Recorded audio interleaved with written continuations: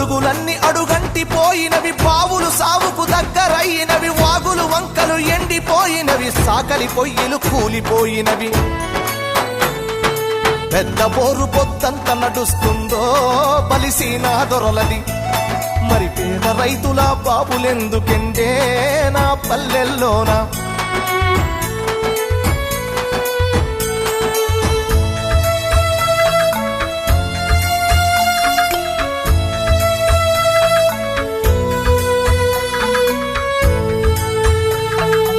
ఈదులన్నీ వట్టి మొద్దులయ్యినవి, ఈత కళ్ళు బంగారమయ్యినది, మందు కలిపిన కళ్ళును దాగిన మంది కండ్ల నిండూసులయ్యినవి.